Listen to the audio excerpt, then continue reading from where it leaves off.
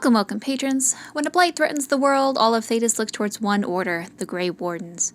The Wardens pride themselves for being THEDAS' only hope against a blight, and although we aren't 100% sure this is actually true, they have been the only answer so far.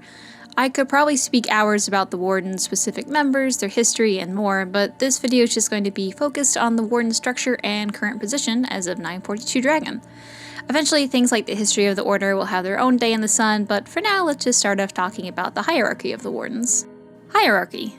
Like any military group, members have a ranking order, so from bottom to top. Warden Recruit. People who have been selected to join the Wardens but have yet to take the joining. Those who have died during the joining, either by the taint or by other means, are still known as Warden Recruits. Think of Jory, Davith, and Myri in Origins and Awakening.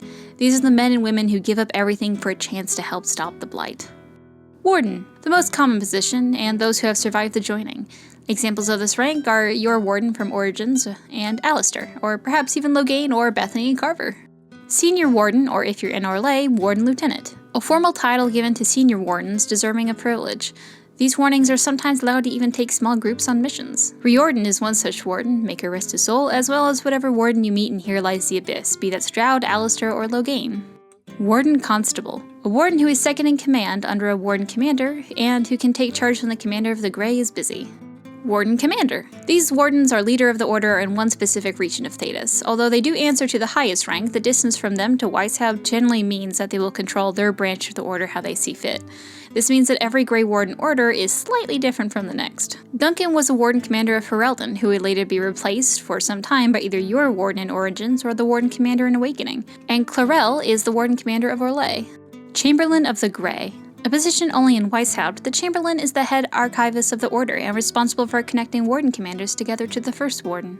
High Constable, another Weishaupt-only position, and originally a position in control of all griffins and aerial assaults. The High Constable is now just a public relations position, acting as ambassador in Weishaupt and recruitment leader in the ANDERFELS. First Warden, the head of the Order, and although the loss of griffins, which has caused a breakdown in communications between the Warden-Commander and the First Warden, has caused sort of a divide between the different regions and the main office, many view the First Warden as nothing but a figurehead now, and the political face of the Wardens. The Grey Warden Order. Recruitment. When the Order was first developed, they were able to sign treaties from most other nations, allowing them to recruit anyone to their Order without argument. When a Warden recruiter takes a recruit against the will of the nation, or even their own will, this is known as the right of conscription. Warden recruiters are said to look for the sharpest minds and quickest blades, and those they recruit don't always exactly have the chance to say no, but this is ultimately up to the recruiter to involve the right of conscription. Although Wardens can and generally do recruit members of all races, there are no known Qunari Wardens, perhaps because of the rarity in THEDAS, but this could also be due to the fact that Qunari weren't exactly there to agree to the right of conscription. The Elves, unlike the other races, tend to see joining the Wardens more favorably, as the Order actually treats all races alike, unlike the rest of THEDAS, which treats the Elves like garbage. However, common and more recent reputations is that those of the Order are thugs and thieves. A fair amount of the Order's talent were actually found behind bars. In fact, a lot of the Wardens we have met have a criminal record. Davith, Duncan, Sophia Dryden, Loghain, Nathaniel Howe, and depending on your choices, Gregory Daedric and Tom Rainier all became Wardens when they were recruited from the hands of authorities. The Joining. Rare herbs, darkspawn blood, lyrium, and a small drop of blood from an archdemon drank from a single silver chalice. That's all it takes to be a Grey Warden, or to go meet the Maker. As for why people die during the joining versus others survive, it's really unknown why this happens. It's unknown if this is something in their biology, it's something magical, or who knows what. The Calling and Abilities. The joining isn't just for show. When the Warden passes their joining, they find themselves now connected to the Darkspawn hive mind. Wardens have the ability to tell when they are close to Darkspawn, along with having more stamina and strength. Although newer recruits have had a hard time reading it, so to speak, older Wardens claim that they can understand calls from the Archdemon during a blight. Other side effects of the joining? Terrible dreams, decrease to almost known fertility, become more physically fit, increase in hunger, Darkspawn can sense you now, and shorten lifespans. As Wardens are not actually immune to the blight, the joining just slows it down. And speaking of turning into ghouls, eventually each Grey Warden will start to hear a song. It will start off quiet, something you can ignore, but it will grow, become louder, and it will interrupt your thoughts, and others might even find you begin to hum the tune. Along with this, older Wardens will begin to develop a purplish rash, some may even lose hair. This is a sign that the taint within the Warden has become too strong, and they will soon begin to progress into a ghoul. There's no time frame for when the calling will come, some say it's 30 years, some might even take less than that. It's at this point that the Warden will go on his or her calling. In this, the Warden travels to the deep roads to make one final assault on the Darkspawn, and they're expected to die in battle against the creatures. In reality, some Wardens choose to die by their own hand, and some even survive long enough to become one of the Darkspawn themselves. The ultimate sacrifice. The reason to have Grey Wardens at all is to kill an Archdemon. If slain by someone who is not tainted, the soul of the Archdemon jumps ship and takes form from another Darkspawn. But if a Warden who already has a soul slays the Archdemon, it's said that this destroys the soul of the Archdemon, but it also destroys the soul of the Warden. In Dragon Age Inquisition, Flemeth tells Morrigan that a soul cannot be forced on the unwilling. And although I believe what she says, I think a better way to phrase it is this: a soul can be forced on the unwilling, but it will destroy them both. Grey Warden secrets. Wardens are known to be a secretive order. Those outside of the Wardens do not know the truth of why a Warden is actually needed to kill the Archdemon, that people can die during the joining, or even what the calling actually is, or that it exists at all. But even within the order, they hide the truth from one another. See Corypheus being imprisoned, and the fact that a small group of senior Wardens actually knows where the remaining Archdemons are currently being kept. For example, if you let Avernus survive, he also discovers something is going on with Grey Warden's blood. Although at this time it's unknown what it actually is, it seems that the only people who know the truth is Avernus, the Warden-Commander of Ferelden, and the First Warden. Relationship with the rest of THEDAS. Circles of THEDAS. Wardens are allowed to recruit one mage per circle. For the mage chosen, this is considered an honor, and depending on the mage, a way to finally break free from the confines of their circle, or it might be going into the frying pan and into the oven.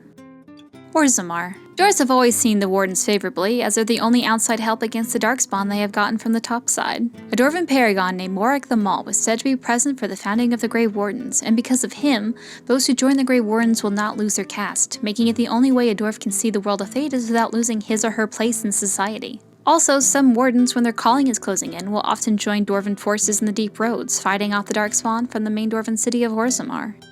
Ferelden. Ferelden has had trouble with the Wardens and are one of the few places with a bad relationship with them. Sophia Dryden was in line to be a ruler of Ferelden, but when a cousin got the throne instead, she was jailed.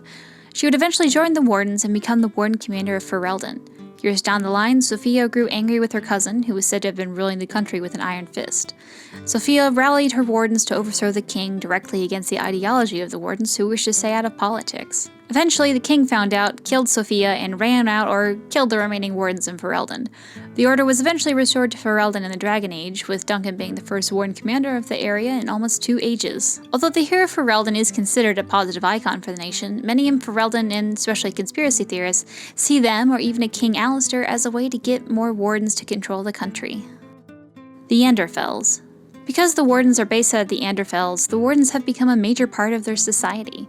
Wardens in the ANDERFELS are seen almost like royalty, said to have power equal to a lord or a lady, and is considered the only place in THEDAS to respect Wardens like they once were across the nations. Other nations. In general, the Wardens used to be known as a great order responsible for saving the lives of millions of people. However, as of late, other nations of THEDAS has forgotten what the Wardens have done. The last major blight was almost 400 years ago, and the 5th blight was so extremely minor and was so short, some people in THEDAS don't believe that it was actually a blight at all, perhaps being a Grey Warden conspiracy for power. The Warden's recent actions at Adamant, accidentally siding with Corypheus, and then technically being responsible for the death of Divine, have not helped the matters either. State of the Wardens now. As you may remember from the end credits slideshow from Dragon Age Inquisition, something is happening at Weishaupt. If you let the Wardens stay with the Inquisition, Adamant is rebuilt. Those Wardens are said to have then severed connection with the Wardens at Weishaupt for reasons unknown. If you choose to exile the Wardens, news of infighting between the Wardens still happens, and Wardens from all over THEDAS are said to have been called back to the Warden capital in the ANDERFELS, again for unknown reasons. If Hawk survives, they end up heading to Weishaupt with the Wardens. In Trespasser, Varric will tell you that he has heard from our lovable champion and that the Wardens up there are still a mess. Our biggest connection to the Wardens as players is our Warden. And don't give me that shit about the hero Ferelden dying. Everyone also has a Warden-Commander BioWare. You can and should have our Warden appear in the future. But anyway, both a Warden from Dragon Age Origins and a Warden-Commander from Awakening has given up their title as the Warden-Commander of Ferelden. It's unknown what Awakening Warden is up to, but the hero of Ferelden is now in a search for the cure of the calling. Meanwhile, it's been found out that a group of Griffin eggs are alive. If you both romance Blackwall and gave them to the Wardens, your Inquisitor receives a letter stating that he died during his duty, and you receive his badge along with one single Griffin feather. It's unknown how long it takes a griffin to mature, but it does seem that they're getting there. Perhaps we'll be seeing Grey Wardens on the backs of mighty griffins again, and maybe sooner than we might think.